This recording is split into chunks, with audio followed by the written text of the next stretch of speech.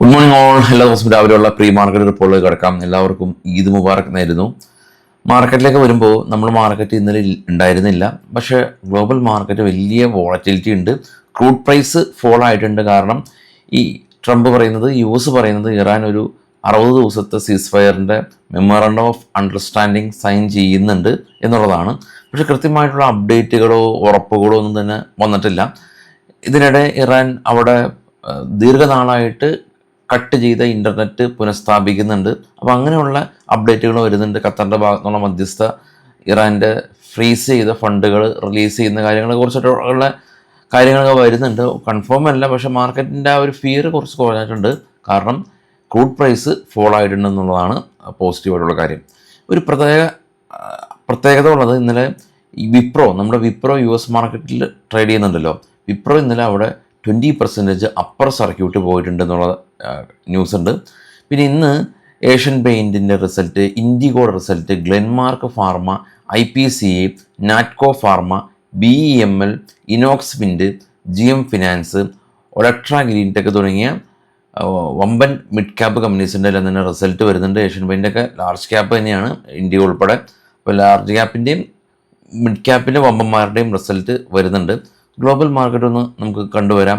അതിനു മുമ്പ് നമ്മളുടെ കോഴിക്കോടും കൊച്ചിയിലും ഉള്ള ഓഫ്ലൈൻ ബേസിക് ഓപ്ഷൻ്റെ ക്ലാസ് ബുക്ക് ചെയ്യാൻ താല്പര്യമുള്ള ആളുകൾക്ക് ഫസ്റ്റ് കമൻറ്റിൽ നമ്പർ ഉണ്ട്, ബുക്ക് ചെയ്യാം.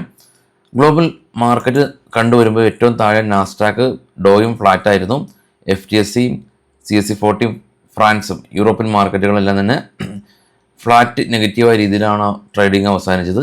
ഇപ്പോൾ ട്രേഡ് ചെയ്യുന്ന ഏഷ്യൻ മാർക്കറ്റുകളെല്ലാം തന്നെ പ്ലസ്സിൽ തന്നെയാണുള്ളത്. നിഫ്റ്റി ഒരു ഫ്ലാറ്റ് ഓപ്പണിംഗ് ആണ്. ഏറ്റവും ടോപ്പിൽ പോകുകയാണെങ്കിൽ gold 4517, silver 76, bitcoin 73,000, Brent oil കാണാം. ബ്രന്റ് ഓയിൽ 91 എന്ന നിലയിലാണ്. ബ്രന്റ് ഓയിൽ സ്പൈക്ക് ചെയ്തിട്ടില്ല.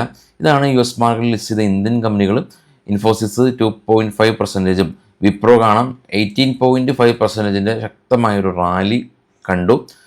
വിപ്രോയുടെ share buyback, AI business enhance ചെയ്യുക എന്നുള്ളതൊക്കെയാണ് വിപ്രോനെ സംബന്ധിച്ചുള്ളൊരു പോസിറ്റീവായിട്ടുള്ള ന്യൂസായിട്ട് വന്നിട്ടുള്ളത്. ഇന്ന് നമ്മൾ മാർക്കറ്റിലുള്ള കുറച്ച് സ്റ്റോക്കുകളുടെ വാർത്തകളിലേക്ക് പോകാം. ബൈസൽ റെക്കമെൻഡേഷൻ അല്ല.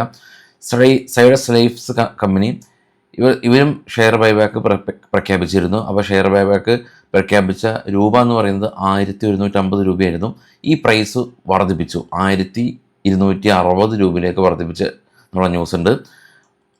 ഓയിൽ ഇന്ത്യ കമ്പനി ഒരു joint venture contract Hindustan waste treatment private limited ആയിട്ട് അവർ സൈൻ ചെയ്തത് എന്നുള്ള ന്യൂസ് ഉണ്ട്.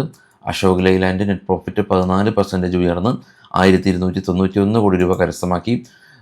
കമ്പനി 2 രൂപ 50 പൈസ ഡിവിഡൻഡ് പ്രഖ്യാപിച്ചിട്ടുണ്ട്. PG ഇലക്ട്രോപ്ലാസ്റ്റ് കമ്പനി പ്രോഫിറ്റ് 55% ഇടിവ് രേഖപ്പെടുത്തി.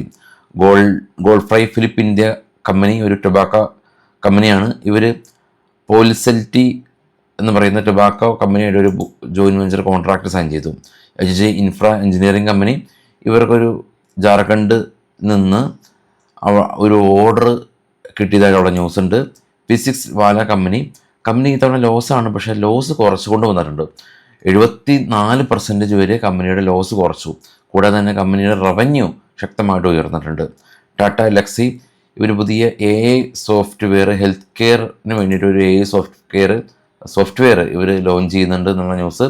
ബാറ്റ ഇന്ത്യ നെറ്റ് പ്രോഫിറ്റ് 95% ഇടിവ് രേഖപ്പെടുത്തിയിട്ടുണ്ട്.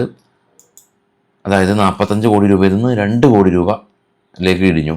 JRMR എയർപോർട്ട് പ്രോഫിറ്റ് 302 കോടി രൂപ കരസ്ഥമാക്കിയിട്ടുണ്ട്. കഴിഞ്ഞ തവണ ലോസിലുണ്ടായിരുന്ന കമ്പനിയാണ് ഇത്തവണ പ്രോഫിറ്റ് ആയിട്ടുണ്ട്.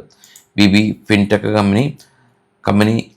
കമ്പനിയുടെ പ്രൊമോട്ടേഴ്സ് ഗ്രൂപ്പ് സ്റ്റേക്ക് ചെയ്യുന്നു എന്നുള്ള ന്യൂസ് ഉണ്ട്. AVL agri business company Shree Renuka ഷുഗറായിട്ടൊരു പുതിയ ബിസിനസ് കോൺട്രാക്റ്റ് സൈൻ ചെയ്തു. ഇൻഡോ റെമഡീസ് കമ്പനി ബെർലിനിലുള്ള അവിടുത്തെ ഡ്രഗ് കൺട്രോൾ അതോറിറ്റി കമ്പനിയുടെ പ്ലാന്റിൻ്റെ ഇൻസ്പെക്ഷൻ കംപ്ലീറ്റ് ചെയ്തു. ER റിപ്പോർട്ട് കൊടുത്തു എന്നുള്ള ന്യൂസ് ഉണ്ട്. HBL എഞ്ചിനീയറിംഗ് കമ്പനിക്ക് 2 ഓർഡർ കിട്ടി.